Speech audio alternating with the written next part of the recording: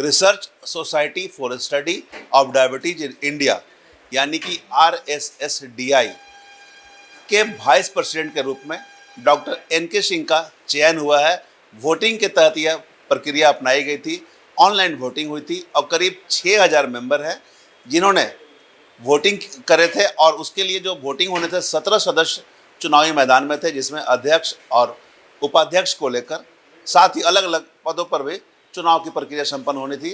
धनबाद से एकमात्र डॉक्टर जो शुरू से ही CMA इंडिया का नाम से अपना यह चला रहे थे, उसके बाद RSSDI में एग्जीक्यूटिव मेंबर के रूप में काम भी किए हैं और आज उपाध्यक्ष के रूप में, वाइस प्रेसिडेंट के रूप में धनबाद का नाम रोशन किए हैं। आज इलेक्टेड होकर वहाँ पहुँचे हैं और उन्हीं से हम जुड़ते हैं और जानते हैं आगे क्या कुछ प्लान है। सर, बहुत बहुत बधाई आपका कि धनबाद से पहला ऐसा मौका मिला है जो RSSDI में वाइस प्रेसिडेंट के रूप में आप चयन हुए हैं। यह धन्यवाद। यह रियली एक हिस्टोरिक मोमेंट है कि झारखंड जैसे छोटे स्टेट से वहाँ तक पहुँचना एक बहुत लंबी छलांग है, क्योंकि इसके बाद 3 साल के बाद फिर प्रेसिडेंट के लिए मैं एलिजिबल हो सकता हूँ। RSSDI जैसा कि आप जानते हैं बेसिकली एक रिसर्च ओरिएंटेड ऑर्गेनाइजेशन है और इसका गठन ही इसलिए हुआ था कि रिसर्च के बिना डायबिटीज़ में कुछ किया नहीं जा सकता है। रिसर्च हर चीज़ में हो सकती है, क्या खाना है, क्या एक्सरसाइज करनी है, क्या दवा देनी है, क्या किस तरह के कॉम्प्लिकेशंस डायबिटीज़ में होते हैं, उनको कैसे रोका जा सकता है। हर क्षेत्र में रिसर्च हम लोग करते हैं। इसके अलावा पूरे देश में जो भी डायबिटीज़ का इलाज हो रहा है उसके लिए जो गाइडलाइन बनती है, अमेरिकन डायबिटिक एसोसिएशन ट्रस्टेड है और यूरोपियन ESD जिसे बोलते हैं, यूरोपियन गाइडलाइंस, हर देश की अपनी अपनी गाइडलाइन है। लेकिन भारत के लिए जो सबसे ज़्यादा उपयुक्त है वह RSSDI की गाइडलाइन है और ये हम लोग बनाते हैं इसमें कि हमें कि मरीज को शुरू में कौन सी दवा स्टार्ट करनी है, कब उसे नहीं देनी है, कैसे कॉम्प्लिकेशन रोकनी है, कौन सा डाइट देना है, कौन सा एक्सरसाइज करना है, कितनी देर करना है, ये सब गाइडलाइन हमारे वेबसाइट पे उपलब्ध हो जाती है जब हम लोग इसको बनाते हैं। इसके अलावा हमारी टेक्स्ट बुक ऑफ डायबिटीज़ छापने का भी इसमें काम रहता है। हम लोग हर महीने का वेबिनार करते हैं, जो अच्छे पूरे इंडिया के जो अच्छे केसेज हैं उसको मैं ही कंडक्ट करता हूँ, जिसे RSSDI केस फाइल्स बोलते हैं। इसके अलावा RSSDI केस फाइल्स का भी कई बार हम लोग उसका जो है बुक भी बनाते हैं, जैसे कि मैं 3 एडिशन मैंने बुक भी इसका एडिट किया है। और अभी नेशनल कॉन्फ्रेंस हमारा कोची में नवंबर में होने वाला है। उस समय मैं चीफ एडिटर के रूप में डायबिटीज़ के कारण जो चमड़े की एक बीमारी हो सकती है जिसे स्किन बोलते हैं, तो स्किन पे और डायबिटीज़ में क्या संबंध है, कौन कौन सी बीमारियां उसमें होती है, उसको हमारा एडिट अभी फाइनल चल रहा है जो कि वहाँ रिलीज होगा। इस तरह से हम लोग बहुत सा रिसर्च का वर्क कर रहे हैं। हम लोग अपने जो यंग जनरेशन के डॉक्टर्स हैं, हमारे साथ एक फ़ायदा है कि जो भी MBBS है वो हमारा सदस्य हो सकता है। इसमें कोई ज़रूरी नहीं है कि वो MD हो। क्यों?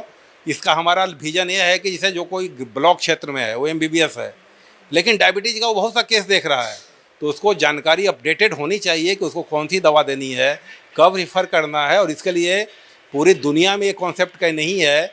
अदरवाइज जितने भी हमारे बड़े बड़े ऑर्गेनाइजेशन है वो MD या जो जिनके पास है या बड़े बड़ी डिग्रियां हैं उनको बनाते हैं वो, लेकिन केवल एक RSSDI संस्था है जिसमें कि हम लोग एजुकेट करते हैं यंग डॉक्टर्स को, जो MBBS डॉक्टर हैं जो डायबिटीज़ में इंटरेस्ट ले रहे हैं। और हमारा बहुत सा प्रोग्राम चल रहा है, हमारे कई यूनिवर्सिटी से कनेक्शंस हैं। हम लोग अभी सब कुछ डिजिटल कर चुके हैं। हमारी जो इलेक्ट्रॉनिक मेडिकल रिकॉर्ड्स है वो डिजिटल होने जा रही है। हम लोग भाभा एटॉमिक रिसर्च से लेके कई जगह हम लोग अभी करते हैं। हम लोग कई अभी डायबिटीज़ के जो क्लिनिक्स है उसका एक्रीडेशन भी हमने चालू कर दिया है। हमारी इथिकल कमेटी भी है, तो एक बहुत बड़ा ऑर्गेनाइजेशन है और एक इतने बड़े ऑर्गेनाइजेशन में उस पोस्ट तक पहुंचना आज रियली एक मेरे लिए बहुत खुशी का दिन है। लेकिन मुझे पूरे देश के हर कोने से सपोर्ट किया, हमारे मेंबर्स ने मेरा काम देखा और वो हर ऑड्स से पार जाकर हमको वोट किया। सर, एक चीज़ हम समझना चाहेंगे, आपने कभी सोचा था कि इलेक्टेड होंगे आप?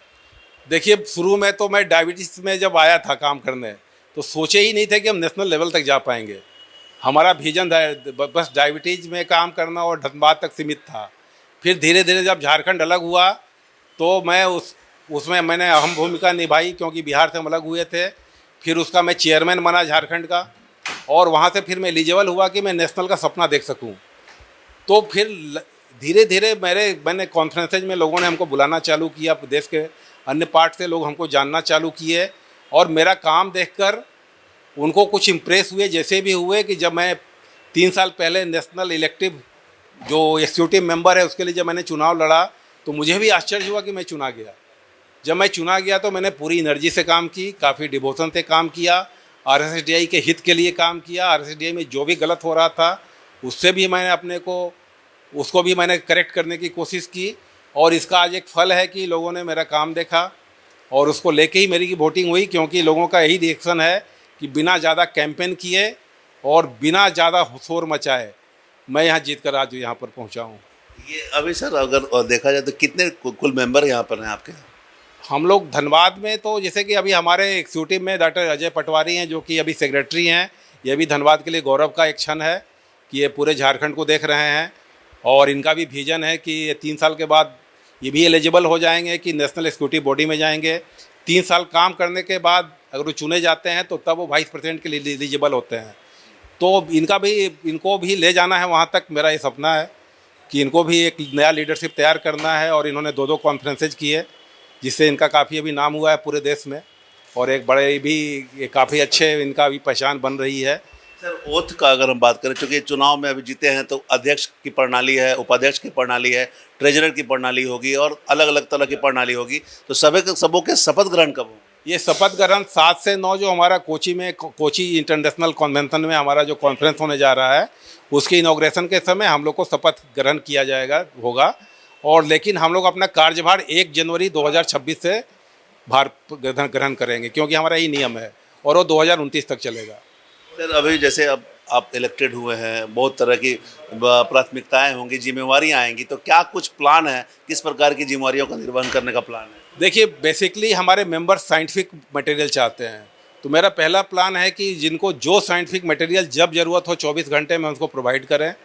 हमारे से को पूरा डिजिटल करने की और जो काम चल रहा है उसको आगे बढ़ाएं। कोई भी चीज़ जैसे प्रिस्क्रिप्शन है पूरा डिजिटल कर दें पूरा हम लोग, और हमारा अपना खुद का प्लेटफॉर्म हो, ये हम लोग का काम चल रहा है। इसके अलावा हमारी जो वेबिनार्स होती है उसको हम और ज़्यादा अच्छा बढ़ाएंगे। हम लोग जो ऐसे लोग जो कोई भी केस जैसे कि उसको समझ में नहीं आ रहा है कि डायबिटीज़ ये किस तरह का है, कैसे इलाज करना है, उसको हम लोग प्लेटफॉर्म देंगे कि इसमें एक्सपर्ट से उसकी मीट कराएंगे, तो एक बड़ा काम होगा। हम बहुत ही नई साइंटिफिक बुक्स के लिए भी मेरा प्लान है, और हमारी है कि हम झारखंड में भी मेंबरशिप को और ग्रोथ कराएं, और इसको वर्ल्ड का जो अभी नंबर 1 हो चुके हैं लेकिन इसको और ज़्यादा बढ़ाएं। सर एक चीज़ और समझना चाहेंगे, चूँकि आप लोग डायबिटीज़ भी रिसर्च करते हैं, डायबिटीज कंट्रोल को लेकर रिसर्च करते हैं, अभी गांव पे भी कार्यक्रम चल रहे थे आपके, कई गांवों को आपने चयन भी किया है, तो लोगों को क्या करना चाहिए पूरा नियंत्रण हो सके डायबिटीज़ से इसे लेकर? देखिए, इसका ज़्यादा ABC ये 3 ही है बस। जो भी आप जहाँ पे हैं, पहले तो अगर आप कुछ नहीं कर सकते हैं तो 1 घंटा फास्ट वॉक जरूर कीजिए। हफ्ते में 1-2 दिन छोड़ते हैं अलग है, अदरवाइज वॉक एक बहुत ज़रूरी चीज़ है। आप रन कर सकते हैं तो रन कीजिए, और कुछ रेसिस्टेंस एक्सरसाइज जो होती है जो जिम वाली उसको भी कीजिए, और योगासन भी ज़रूर कीजिए। तो ये बहुत बड़ा कारण होगा कि आप डायबिटीज़ से बचेंगे। और तीसरा है कि फूड में थोड़ा चूजी होना पड़ेगा। आप चावल दाल रोटी साग सब्जी जो भी खाते हैं, जितना प्राकृतिक तौर पे उसको खाएंगे, जितना उसको रिफाइनिंग से बचाएंगे, और थोड़ा ओवर ईटिंग नहीं करेंगे, और ज़्यादा ताज़े फल खाएंगे, और जैसे कि नट्स हैं, बादाम हैं, इन सब का रेगुलर सेवन करेंगे, और अपनी सर्कैडियन रिदम के अनुसार खाने पीने को सेट करेंगे, जैसे कि रात में मिनिमम खाना खाएंगे या 6 बजे के पहले ही खा लेंगे। तो ये सब प्रूव्ड किया गया है कि इससे डायबिटीज़ बचेगा भी और उसका नियंत्रण भी अच्छा होगा। आप जो CMA इंडिया चला रहे थे अपना व्हाट्सएप ग्रुप, कई तरह के लोगों को ज्ञान दे रहे थे, वो क्या चलेगा आपका? CMA इंडिया देखिए अभी नॉन प्रॉफिट ऑर्गेनाइजेशन के रूप में रजिस्टर्ड हो चुका है। अभी जैसा कि उन्होंने बताया कि हमारे 12 ग्रुप में 10,000 मेंबर्स हैं, और ये वर्ल्ड का एक सबसे बड़ा डिजिटल प्लेटफॉर्म है। अगर लंदन में भी कोई वेबिनार होता है तो मेरा इंट्रोडक्शन ही होता है कि ये वर्ल्ड का पहला आदमी है जो कि ये डिजिटल प्लेटफॉर्म तैयार किया व्हाट्सएप पे। तो वो तो मेरा पैसन है, उसके बिना अभी किसी का काम नहीं चल रहा है इंडिया में। हमारी जो पोस्ट है हम जो निकालते हैं यहाँ से, वो इंडिया के हर कोने में जाती है, हर स्टेट में जाती है, और उसको हम नहीं छोड़ सकते हैं। उसका भी साथ में काम चलेगा और ये भी चलेगा, दोनों साथ साथ चलेगा। तो ये अभी आप सुन रहे थे डॉक्टर NK सिंह को, RSSDI के वाइस प्रेसिडेंट के रूप में इलेक्टेड हुआ है। इनका कई तरह की जिम्मेवारियों को इन्होंने गिनाया है। अगर हम बात करें तो डायबिटीज नियंत्रण को लेकर ग्रामीण इलाकों का आउटरीच प्रोग्राम भी इनका चलाया जा रहा है। बीते दिनों कई गाँवों को में जाकर इन्होंने लोगों को जागरूकता अभियान चलाए थे, लोगों को बताए थे।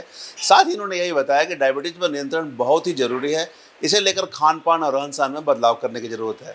अभी जो शपथ ग्रहण की बात है, जितने भी इलेक्टेड हुए हैं RSSDI में, सबका शपथ ग्रहण कोची में होगा और कार्यकाल जो है जनवरी से शुरुआत होगी, मतलब 2026 से 2029 3 साल तक इनका कार्यकाल रहेगा। इन्होंने जो जिस प्लेटफॉर्म पे काम किया, CME इंडिया के नाम से वो प्लेटफॉर्म संचालित है, अभी वो प्लेटफॉर्म वो काम करेंगे, आज भी वो प्लेटफॉर्म इसी तरह कार्य करेगी जैसे ये पहले कार्य करते थे। तो कुल मिलाकर धनबाद के लिए गर्व की बात है कि धनबाद से इन्होंने जो कार्य शुरू किए थे, अब ये ख्याति नेशनल लेवल पर प्राप्त कर चुके हैं और RSSDI के वाइस प्रेसिडेंट के रूप में कार्य करेंगे और एक धनबाद को एक गौरव के रूप में वहाँ प्रचलित करने का इन्हें मौका मिलेगा। साथ ही डायबिटीज़ कंट्रोल को लेकर जो इनके शोध चल रहे हैं वो शोध भी चलेंगे और इनका एम रहेगा कि डायबिटीज़ पे नियंत्रण हो और लोग अपने स्वास्थ्य में सुधार कर सकें। हम तमाम इससे जुड़ी खबरों से आपको अपडेट करवाते रहेंगे।